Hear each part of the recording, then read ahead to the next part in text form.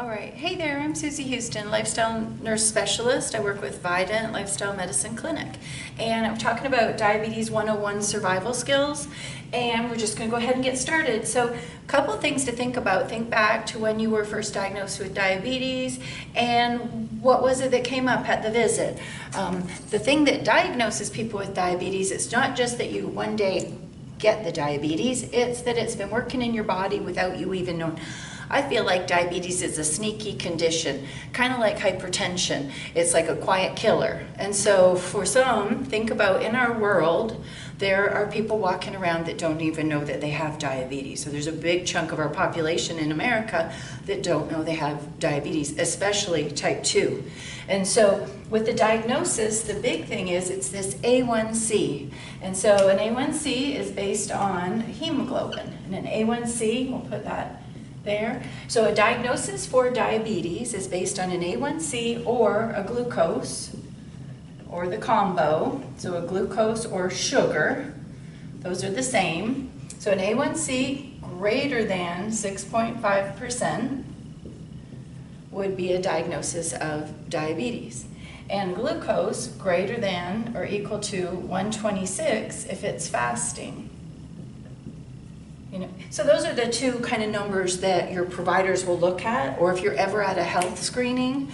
I know things have changed a lot with COVID, but if there ever was one where you could get your sugar or your A1C done, you should just get it done just to see where you're at. But these would be the magic numbers. 6.5 or greater than 126 is an indicator that your body is not making insulin. And so really, what is diabetes? Diabetes is that your pancreas is not making enough insulin to bring down the sugars in your blood. So your pancreas is an organ that makes insulin, which is a hormone that helps put sugar into the cells that it needs to, instead of floating around in your bloodstream wreaking havoc. So diagnosis is an A1C greater than or equal to 6.5%, and you may not feel it. So if your numbers are up in the 8s or 9s, you still might, if you have type 2 diabetes, you just might know that you have it. So that's where then we got to think about what is the difference between type 1 and type 2.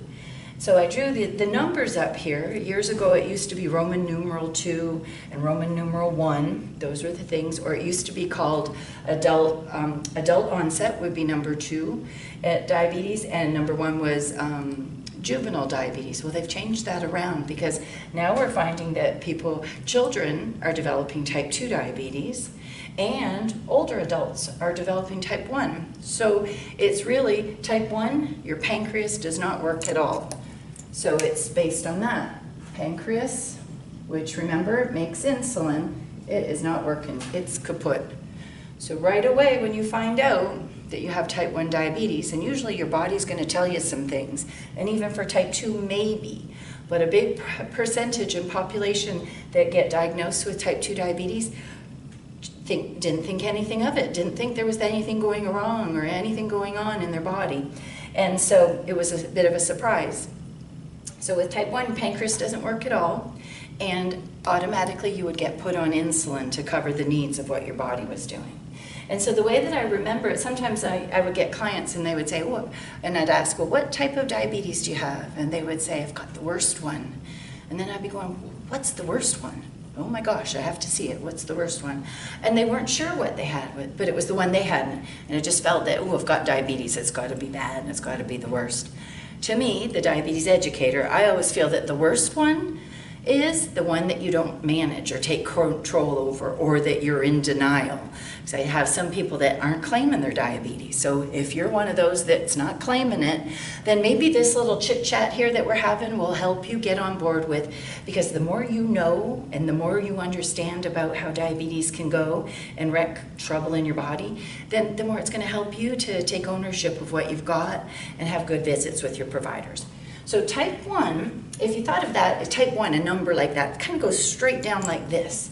I'm putting a little belly button. That's a belly button. So type 1 used to be that people were kind of this shape. So if I looked in a room of 100 people with diabetes, type 1 and type 2, I could tell more than likely who had type 1 diabetes and who had type 2.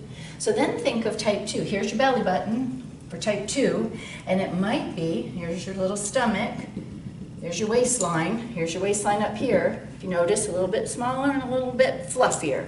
So type 2, that would be a good way to remember. If you write the number, type 2, it's kind of more ink you use, so it's a bit wider. So that's meaning, type 2, that your pancreas works some, but it's got something called insulin resistance. So that's something you might have heard from your provider, and it's meaning that your body is making insulin. You've got a pancreas that's working, but it's working really hard, and it's got to get through a layer of FAT. It's got to get through that layer to get to the cells to put the sugar in where it's supposed to go. So if we've got these extra layers, and we got our pancreas, let's just say our pancreas is in here. There's our pancreas in our area. And it's got to get through here because it's trying to get to, we're going to make these our muscle cells because they're locked up tight. And to get things into our muscle cells, we need to have doors. And we don't want just any old thing in our muscle cells, so it's going to have a lock on it. And guess what the key is to open up this muscle cell door to let the sugar in, so it's our fuel, our energy source. Well, it's these little keys. We're going to draw that. That's going to be our little key. So that little key's got to go all the way through the fat cells to get over here, and it's going to open this door. And there's our sugar that was floating around in our blood, gets to go into our muscle cells, and the door shuts again. So then we need more insulin. So the more, if we ate or drank something with a lot of carbs in it, so it goes into our body, breaks down, turns into sugar, and starts going out into our blood, our pancreas jumps at attention and starts trying to do its job. Put out insulin keys, put them out, because it's trying to get to all these muscle cells that are all through our body. And if there isn't enough, if those keys can't get over, then the sugar just stays in our blood, and that's where it wreaks havoc and does trouble. So then we've got limited sugar in the cells to give us energy and fuel to move around, things like that. So the more that happens, so the more that our pancreas has to work and the sugar doesn't get in the cells, it gets another signal to say, hey, make some more. It tries to get in, hey, it doesn't get in, make some more. So that's where then with type 2 diabetes, the pancreas can just get so overwhelmed and tired that then the food and activity that your provider might have said to do, like do exercise and go on a diet, and there's a couple of words I don't like. They're like bad four-letter words. So diet is one of them, because everybody has been on a diet at one point of time in their life, and nobody stays on the same one. Try this, try that, try this. And there is no diabetic diet. So that's a disclaimer for today. No diabetic diet. And so one of our talks later will be on carbohydrates and knowing how to put them together. But I just want to remind you that it's healthy food choices, it's in the amounts that we eat. And if one thing out of this talk related to food and drink choices is if you could make all your drinks 0 carbohydrates, then that's not going to put any added pressure on your body, your pancreas, to try to make insulin to cover a sweet drink. Okay, so that's just one thing. And so as that works, if you working on your food and your activity plan isn't getting your sugar into the muscle cells, then your provider may add a medicine. So it might be one pill to help out. So we'll get to that over with our little guy over there. So with type 1 and type 2, the big difference is type 1, your pancreas does not make any insulin. Right away, you're going to need insulin injections. Type 2, your pancreas, Okay, so your pancreas that is making insulin, and when you've got type 2 and you might have a little layer of FAT, makes it harder for that insulin to get over to these, and we're going to call these the muscle cells. So remember, they're from like up here to down to your toes muscle cells. So that means like sugar is floating from head to toe, and the pancreas that's sending out the insulin keys needs to get out there. If it's hard for it to get through the layers, which we'll call insulin resistance, then the poor little pancreas will have to work overtime. And so what happens is diabetes, it's a chronic condition. So chronic, that means that you got it for forever. It's not going away. You can manage it, but it's not going away. So it's chronic and it's progressive. So that means when you were first diagnosed, it can change. So how our pancreas responds, like if we decide we're not going to put down the Pepsi and we're going to keep drinking regular drinks or sweet tea, then our poor little pancreas that's trying its best, this is for type 2, is trying its best to make insulin to cover what you say you get to have because you're an adult and you get to eat or drink whatever you want. And who cares what the pancreas says? Because you won't hear the pancreas till it's too late, okay? He's not going to jump up and jump out of your belly and say, hey. But what'll happen is trouble will happen from head to toe, and that's why it's kind of sneaky and quiet.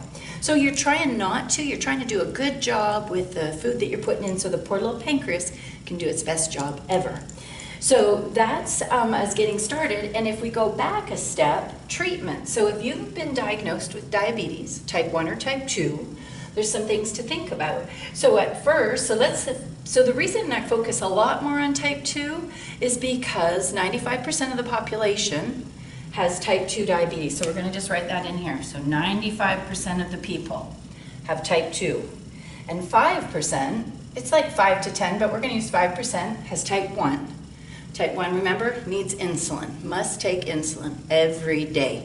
Otherwise, can die very quickly. Type 2 diabetes don't necessarily need insulin, but you do. And so for both type 1 and type 2 treatments, you do need to watch your foods, especially carbs. I'm not saying you have to eliminate them. That's not the idea. The idea is you get to enjoy food and different kinds, but you just need to know which foods and drinks. So we'll put drinks. So you need to be, this is a treatment in a way. So we're not going to call it a diet, but we're going to talk about healthier eating or healthier choices. So that's one part. And the second part would be activity. That was my other bad four-letter word, exercise, because nobody wants to exercise. Seems like it's a lot of work. But if we just talked about activity, it could be dancing, it could be playing badminton, it could be walking. Walking is the best drug ever. But if you used food and activity as two drugs to help manage type 2 diabetes, we're going to underline it because you still need insulin. So we'll put up here just so I don't forget, and you don't forget, insulin is needed for type 1. For type 2, food and activity. And the third one may be medicine, medications. Okay, so those are part of the treatment plan to help you out. So making sure, but the top two, you don't really need a prescription, right? You just need to be on board with it. And with the number 1 and 2 here, food and drinks and counting carbs, or the activity, that's where a lifestyle coach or a dietitian could fit in, or a certified diabetes educators. We're now called diabetes care and education specialists. So if your provider ever brings that up, that, hey, we think that this might be a good idea for you, please be open to that, because we are great resources to help you out, okay? With especially trying to come up with a food plan. Remember, we're not going to use the word diet anymore. And the other word that we should really be paying attention to is diabetic. We really don't want to say, like, I'm a diabetic. I'm a person living with diabetes. We don't use the term I'm hypertension or I'm cancer. So I'm diabetic. If we could start thinking about, because we don't want diabetes to define us, we want to be living our best life ever and then be managing diabetes that we have. So just try to think of it that way, and maybe you'll be more open to the power of what you can do versus what you've been told to do, and be open to thinking more about foods and drink choices and activity. And then if you did need medicine, that's another piece to take on. So I wanted to just do a little demonstration with the A1C, because the higher this number goes, the thing is, some of the symptoms that people get before they're diagnosed, and you can even get these symptoms while you have diabetes, and maybe it's not as managed as well as you would like it to be. So some of the symptoms that people get when they're first diagnosed are they are very thirsty, they are very hungry, so they're eating a lot, they're drinking a lot, and then they're peeing a lot, so their body's trying to get rid of the sugars. Sometimes those people that are peeing a lot and their sugars are high, they're at risk for infections. So they're at risk for urine infections, yeast infections, cuts on their hands or feet or anywhere that aren't healing well, could get blurred vision, and it's because the sugar. So if we looked at, this was our blood, and we've got these little beads in here, and we could pretend those are like little sugar beads. Look at how quick things are moving. And they're getting to the place because insulin's there and it's able to get in there, open the muscle cell doors to let the sugar in. So that works out really well. And that's when your sugar is between, when we talked over here, where we want our blood sugar to be. So this was diagnosis, and then usually an A1C of 6.5 to 7% is good control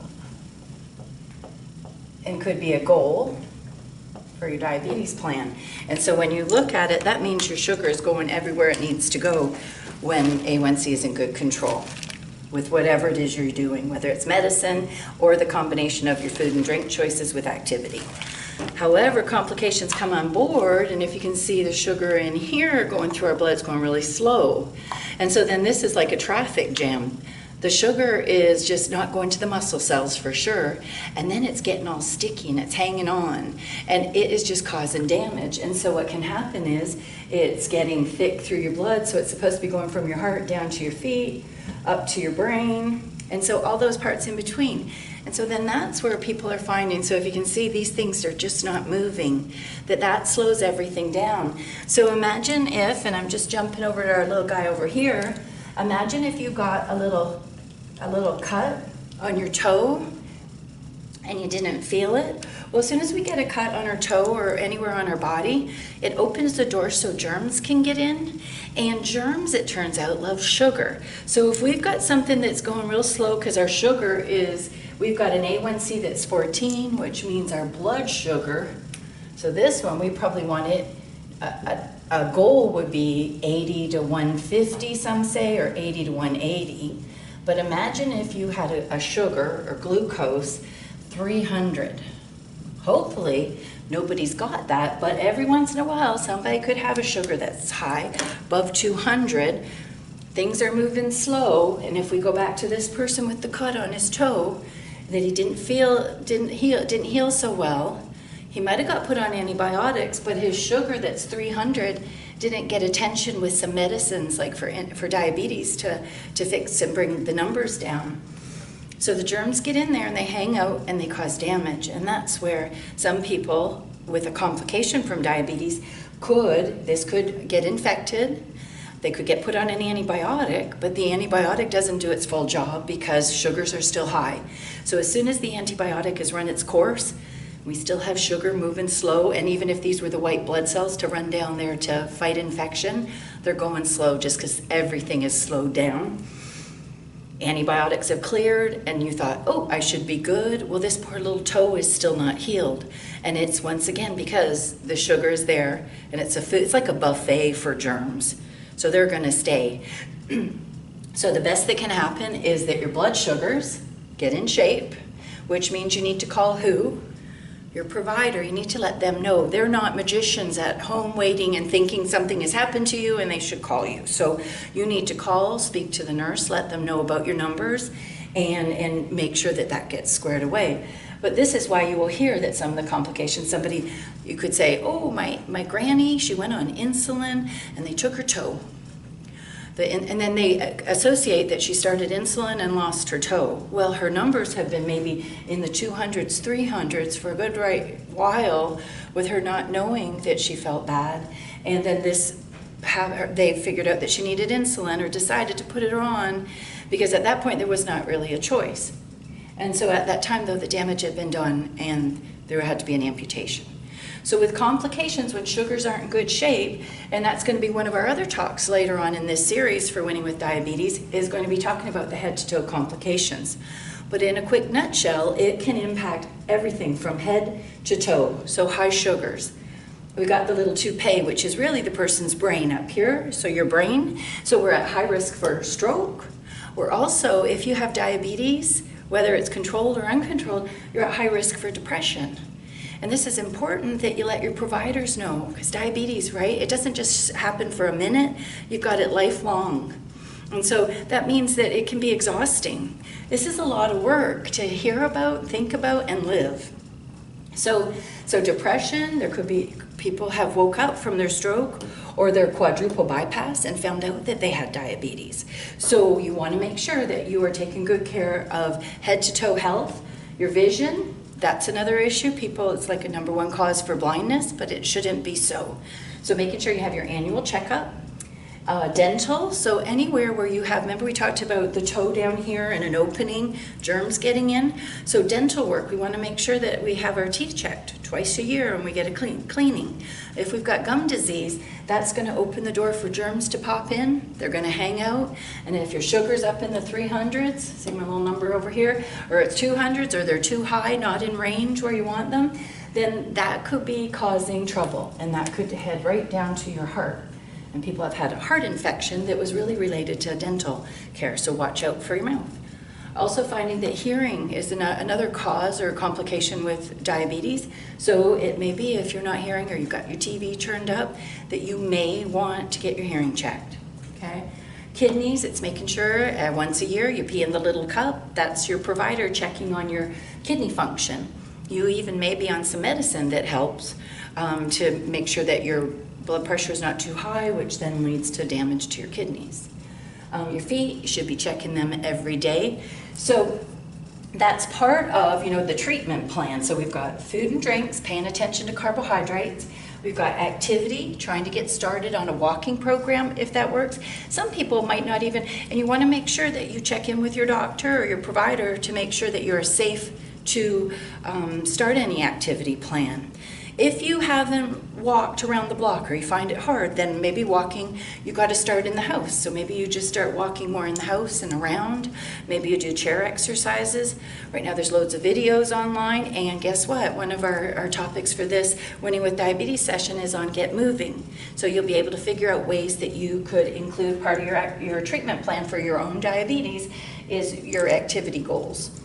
The medications, well, that's another one because we've got, and you probably see lots of medicines on TV. So if you do see them on TV, it's just making sure that you write it down. So this is part of you taking care of your treatment plan because it's your personal treatment plan. And you want to make sure you've got yourself a little notebook. Date it and put the things write down your medicines that you've got on so that you know why you're taking what drug and what it's for. And if you do not know, what do you think you should do? You probably need to take it so that you go over it with your provider or the nurse when she goes down to the list. Ask. So if in doubt, make sure you ask. And make sure if you're getting put on a new medicine, make sure you know how it would work, what are the side effects. And another part too is any new drugs, do you think they are low cost or high cost? So newer drugs, if you're seeing it on the commercials, they're probably going to be on the high cost. So you want to be aware, know this, also talk with your provider, and you have the right to say you can't afford it. If it's expensive, don't grab it from the pharmacy just because that's what your doctor wants you to be on. You need to just let them know. So if you went to the pharmacy and they said it's going to be $250, Mrs. Jones, then you don't have a heart attack while you're there. I can't afford it. But you just say, I'm going to leave it. I'm going to talk with my provider and I'll get back to you, because there will be some other options that you can take advantage of. But your provider needs to know when you leave, they're on to their other patients, and they might not, even remember or thought twice about writing that prescription. Okay, so that's always an important one to be thinking about.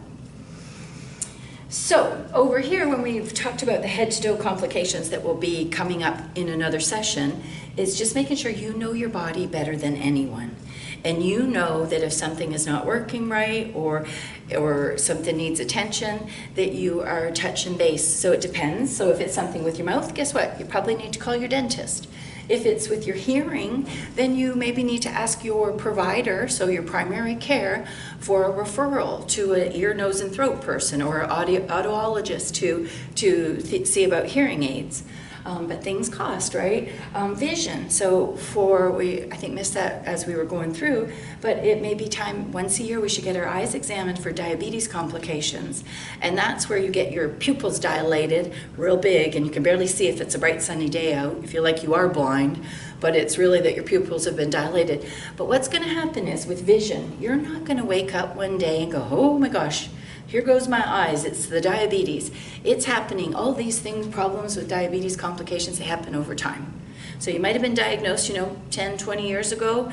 Things are going slow. It's not just, and if you were diagnosed over here, diabetes was working. When you were diagnosed, let's say got diagnosed today. Well, diabetes started way before that. Things were happening behind the scenes without you even knowing, until, of course, this number popped up and it was like 6.5 or above. Okay? So with your vision, those things were happening over here. Got diagnosed. I've even heard some of my clients say that they were at their eye doctor for their exam and they're saying, oh, are you taking your diabetes medicine? And the person's going, I don't have diabetes. And the eye doctor is looking in the back of their eyes and seeing complications that are related to diabetes that's been uncontrolled. So that goes back to when I said that there's a huge population out in our world that is walking around like nothing's going wrong and that they're okay. And that's where when people are getting diagnosed, usually what happens is they're not like in the 7s or 8s. They're more like the 12s or 13% A1C. And how their body feels is just think of, remember the way this sugar was moving in here, slow and sluggish? Maybe going to the bathroom more, maybe drinking more, but they're just slow and sluggish. And they think that's the way it is when you just get a couple years older. Like, this must be how it feels like to be 26, feeling old and sluggish. And I'll let you know, though, over the course of my time working with people that have diabetes, I've seen people that have come to me and they've had an A1C that's been in the double digits, been like maybe 12 or 13%. And I can tell they feel crummy, they're tired, they've got no pep in their step. Everything just looks drained. And I wish, and you might want to think about this and even think for yourself how you've lived through your diabetes life, but I wish I could take a picture, because then once they get on the right plan with their foods, they're maybe cutting back off of those sweet drinks, and they're working on activity, but they've also got medications, because when you were a 13 or a 12 A1C, you need medicine, and sometimes you need injectable stuff. But once their A1C goes from a 12% A1C and it gets closer to like the goal, 7% or less, they look like a new person. They almost look like their younger sister. And I know this is going to happen because I've seen it. And it's just, it's such a thing. And then when you don't even realize how bad you felt as a 12% A1C person with diabetes to where you are if you get to goal. So it's some work that's really worth it to get in good shape, because that just helps promote and extend your life and your living. So that's an important piece to stick with these, especially food and drinks, because those are the prescriptions you can write for yourself. So then if we go and talk about, you need medicines, so some might be a pill. Now here's the thing, so we've got medicines that work on, I'm going to just get another color. So there are medicines out there that work on your pancreas. They tell your pancreas, make more insulin, because we need it for the sugar to go into our muscle cells. So there's one kind. There's one that works on, if we had a little stomach in here, so there's the stomach. Some works on the stomach. Some now is working on, so there's a kind of drug. Some works on the kidneys. Some works on the muscle cells. And so there are a bunch of different combinations of medicines. So it turns out that one pill might not cut the mustard to help manage your sugars and get your A1C to 6.5 to 7. So that's where a combination could come along. But here's the thing, we could spend a whole hour, if not longer, going on over all the types of drugs that there is, but we might not even get to the one that you're on. So those are the pill kinds. There's an insulin, of course, that's been around since the 1920s, and it's changed even then, and we've got loads. I could fill this whole board up with all the kinds of insulins. So there's that. And then there's these new injectables that also work on the stomach or gut, and it helps for satiety, to make you feel full so that you don't eat as much and you give time for the poor little pancreas to do its job. So all those combinations, we've got pills, and we've got, about at least 10 different categories with the pills kinds.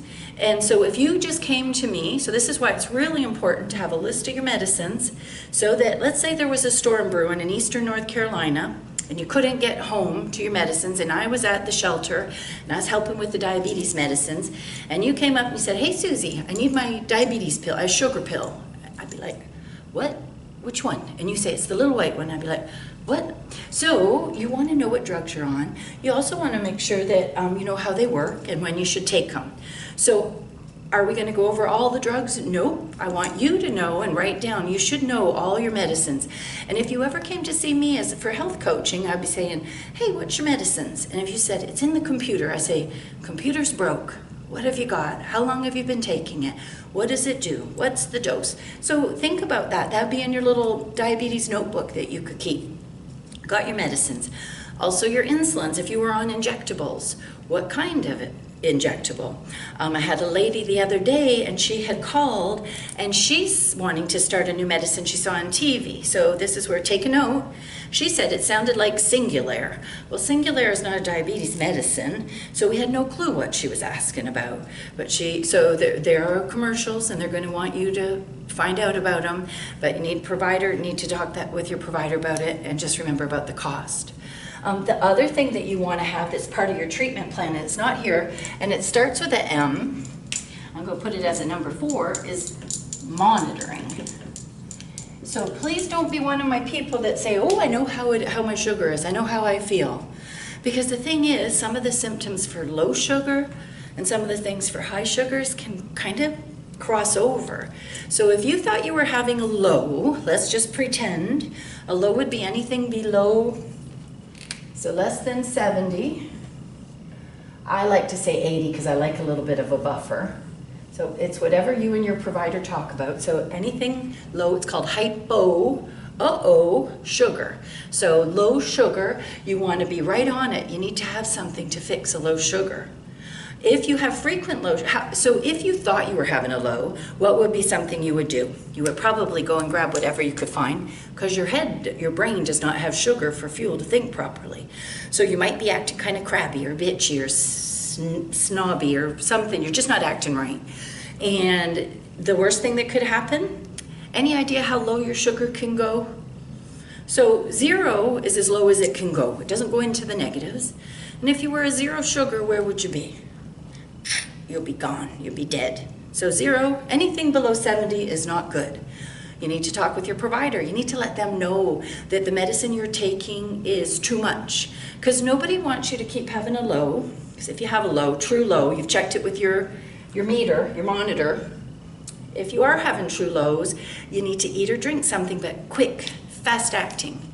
This would be the time to eat 4 glucose tablets, 3 puff peppermints, those ones that dissolve really quick, half a cup of juice, half a cup regular soda. This is the only time you should be having juice or soda. End of story. It's saving you from going dead. So low sugar, terrible stuff could happen. So you don't want to be driving or working if your numbers are below 70, going to bed. No, it's not a good plan. So, but if you were thinking it was low and you've gone and grabbed something to eat or drink, and really it was 250, because your signals got crossed in your brain. It's over sugared up here. And it's then, this is you thinking, oh, I'm low, eat or drink something. Well, now when you go to check your sugar, it's even higher. So be very mindful about that. If you're feeling in doubt or you're not quite sure or you feel like it's a low, your provider is going to want to know, ooh, when were you having these? How were they a true low, or was it a pretend low, or was your body tricking you?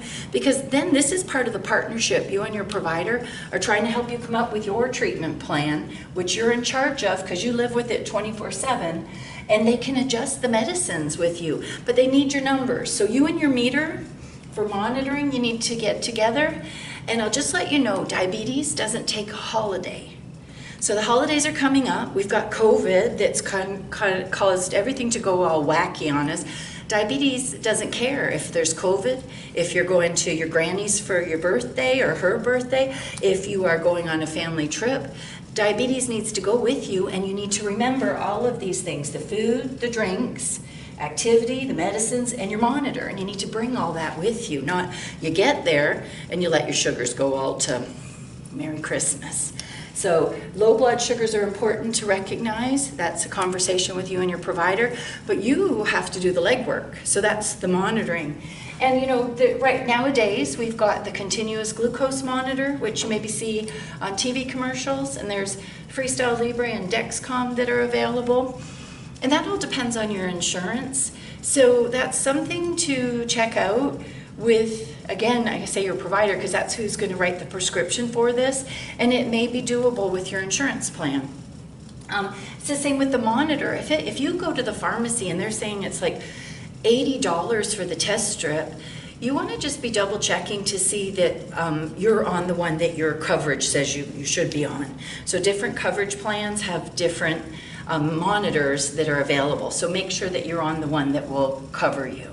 Okay, and so let's see. So we've covered the foods and drinks, covered the medicines, the meters, the continuous glucose monitor. So that would alert an alarm, and you could look at it. It's a little device, or it could be on your phone, and it would tell you where you're going.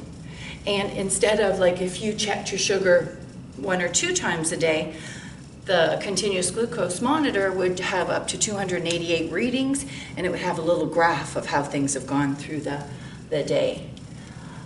So with type 1 or type 2, you need a treatment management plan, a self-management plan. You need to be thinking of foods and drinks, activity, medications, and monitoring. You need to think about, do I need some guidance or help with an educator on my team? Because of depression and things like that, behavioral changes, it might be a counselor could be helpful. Dietitian is also very helpful, and those diabetes care and education specialists are really important because they can help you figure out where some areas that you might need some improving on. So I hope that helps you with getting started with Diabetes 101 survival skills. It's making sure you go regularly to see your provider, and that's usually 3 to 4 times a year, depending on what you guys have decided, and making sure you are checking your feet, going to the podiatrist if you need to, making sure your kidneys get checked once a year, making sure your lipids are getting checked, that's the cholesterol levels, and making sure you hit the dentist twice a year, and your vision once a year. And those are just things to help you stay on track with your diabetes plan. Thank you.